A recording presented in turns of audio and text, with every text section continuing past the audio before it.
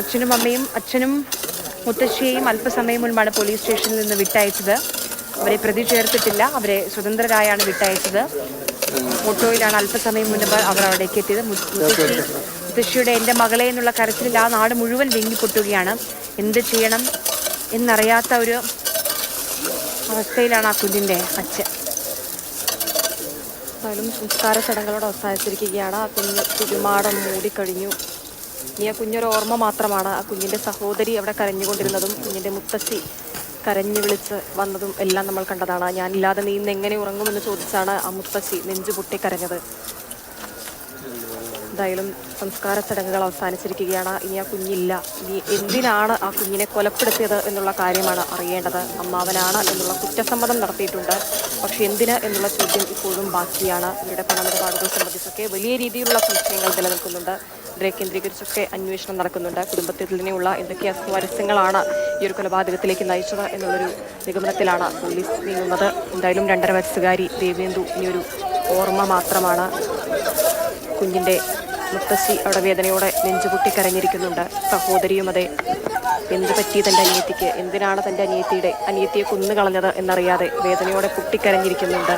നാട്ടുകാരും അമ്മയുടെയും അച്ഛൻ്റെയും അടുത്ത ബന്ധുക്കളുമാണ് അവിടെ ഉണ്ടായിരുന്നത്. സംസ്കാര ചടങ്ങിന് നിമിഷങ്ങൾക്ക് മുൻപാണ് മുത്തശ്ശിയും അച്ഛൻ ശ്രീജിത്തും അവിടേക്ക് എത്തിയത്.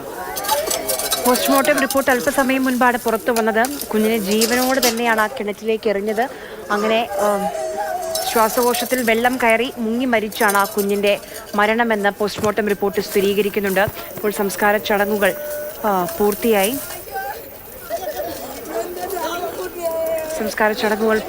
ദേവേന്ദു ഇനി നമുക്കൊപ്പമില്ല.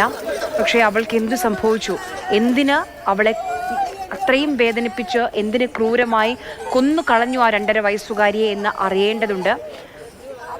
പലതരത്തിലുള്ള ദുരൂഹതകൾ ഇതുമായി ബന്ധപ്പെട്ട് രാവിലെ മുതൽ തന്നെ കേൾക്കുന്നുണ്ടായിരുന്നു. ഒരു ഭാഗത്ത് ഹരികുമാറിൻ്റെ മുറിയിൽ തീപിടുത്തമുണ്ടായി, കത്തിക്കരിഞ്ഞ നിലയിൽ ചില വസ്തുക്കൾ കണ്ടെത്തി. അതോടൊപ്പം തന്നെ പുറത്തുള്ള ഒരു ഭാഗത്ത് ഒരു തൂക്കുകയർ കണ്ടു. അത് കൂട്ടാത്മഹത്യക്കുള്ള ശ്രമമായിരുന്നു എന്ന സംശയം ആദ്യം പോലീസിനുണ്ടായിരുന്നു. അതിനിടയ്ക്ക് 30 ലക്ഷം രൂപ കാണാനില്ല എന്ന് പറഞ്ഞ് കഴിഞ്ഞ ദിവസം ശ്രീതു പോലീസ് സ്റ്റേഷനിൽ പരാതി നൽകുന്നു. അത്രമേൽ സാമ്പത്തിക ബാധ്യതയുള്ളൊരു കുടുംബത്തിന് എങ്ങനെ 30 ലക്ഷം രൂപ ക്യാഷായി വീട്ടിൽ സൂക്ഷിക്കാൻ കഴിയുമെന്ന സംശയം. അങ്ങനെ കുറേ ദുരൂഹതകൾ ഇതുമായി ബന്ധപ്പെട്ടുണ്ടായിരുന്നു. പക്ഷേ അതിലെല്ലാം അപ്പുറം വേദനയാണ്, നെഞ്ചുലയ്ക്കുന്ന വേദനയാണ്. ഒരു തെറ്റും ചെയ്യാത്ത ഒരു പൊന്നോമന വേദനയേറ്റ് മടങ്ങുകയാണ് ഈ ലോകത്ത് നിന്ന്. സ്നേഹിക്കേണ്ട കരങ്ങൾ തന്നെയാണ് ആ സ്നേഹബന്ധമെല്ലാം മറന്ന് ആ കുഞ്ഞിനെ ജീവനോടുകൂടി ആ കിണറ്റിലേക്ക് വലിച്ചെറിഞ്ഞത്.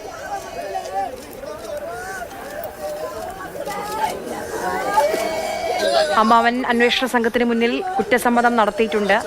താനാണ് കിണറ്റിലേക്ക് എറിഞ്ഞു കൊന്നതെന്ന് പറയുമ്പോഴും എന്തിനു വേണ്ടി എന്ന ചോദ്യത്തിന് ഇതുവരെ അമ്മാവൻ ഹരികുമാർ മറുപടി നൽകിയിട്ടില്ല. അതാണ് ഇനി അറിയേണ്ടത്. എന്തിനു വേണ്ടി ആ 2.5 വയസ്സുകാരിയെ കൊന്നു കളഞ്ഞു, ഇത്രയും പൈശാചികമായ ആ കുഞ്ഞിനെ എന്തിനു കൊന്നു കളഞ്ഞു എന്നതിന് ആ ചോദ്യത്തിന് ഇതുവരെ ഹരികുമാർ മറുപടി നൽകിയിട്ടില്ല.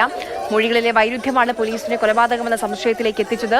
അതുമായി ബന്ധപ്പെട്ട് നടത്തിയ ചോദ്യം ചെയ്യലിലാണ് ഇവരുടെ മൊഴികളിലെ വൈരുദ്ധ്യത്തിലൂടെയാണ് അവസാനം കുറ്റസമ്മതം നടത്തേണ്ടി വന്നത് അമ്മാവൻ ഹരികുമാറിന്. ഇനി അറിയേണ്ടത് എന്തിനു വേണ്ടി കൊന്നു, ഈ കൊലപാതകത്തിൽ മറ്റാർക്കെങ്കിലും പങ്കുണ്ടോ, ഈ കുഞ്ഞിൻ്റെ അമ്മാവൻ ഹരികുമാറിനെ സഹായിച്ചോ, ഈ കാര്യങ്ങളൊക്കെ അറിയേണ്ടതുണ്ട്. നമ്മൾ ഈ കാണുന്ന ദൃശ്യങ്ങൾ ആ കുഞ്ഞിൻ്റെ അച്ഛൻ ശ്രീജിത്തിൻ്റെ ഇതാണ്. ഒരു പക്ഷെ മനസ്സ് മരവിച്ച് നിൽക്കുന്ന ഒരു മനുഷ്യൻ. കുഞ്ഞിന്റെ സംസ്കാര ചടങ്ങുകൾക്ക് മുൻപ് ഏതാനും നിമിഷങ്ങൾക്ക് മുൻപ് മാത്രമാണ് അവിടെ എത്തിച്ചേരാൻ ആ അച്ഛന് കഴിഞ്ഞത്. അവിടെ പോലീസ് ചോദ്യം ചെയ്തുകൊണ്ടിരിക്കുകയായിരുന്നു.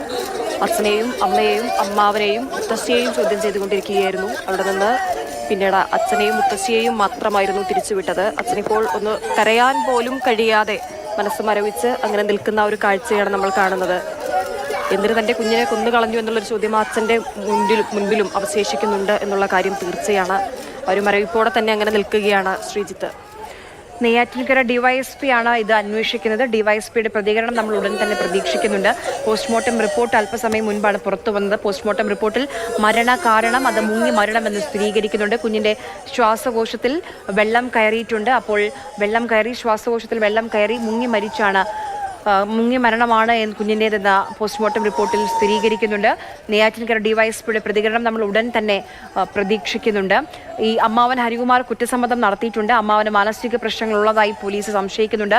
അമ്മാവൻ്റെ ഫോണിൻ്റെ വാട്സപ്പ് ചാറ്റുകളൊക്കെ പരിശോധിച്ചുകൊണ്ടിരിക്കുകയാണ്. പ്രത്യേകിച്ച് ഈ അമ്മയുമായി ഹരികുമാർ നടത്തിയ സഹോദരിയുമായി നടത്തിയ ഈ വാട്സപ്പ് ചാറ്റുകളാണ് പരിശോധിക്കുന്നത്. പല ചാറ്റുകളും ഡിലീറ്റ് ചെയ്തിട്ടുണ്ട്. അതുമായി ബന്ധപ്പെട്ട ഒരു അന്വേഷണം, ശാസ്ത്രീയമായൊരു പരിശോധന സ്വാഭാവികമായും ഉണ്ടാകും. ഈ കാണുന്ന ഈ ദൃശ്യങ്ങളിൽ കാണുന്ന ഈ കുഞ്ഞിൻ്റെ അച്ഛൻ ശ്രീജിത്ത് ഇവിടെ ഈ വാടക വീട്ടിലായിരുന്നില്ല താമസിച്ചിരുന്നത്. ചില പ്രശ്നങ്ങളെ തുടർന്ന് മാറി താമസിക്കുകയായിരുന്നു. ഇതിൽ മുത്തച്ഛൻ്റെ മരണാനന്തര കർമ്മങ്ങൾക്കായാണ് ശ്രീജിത്ത് തിരികെ വീട്ടിലേക്ക് വന്നത്.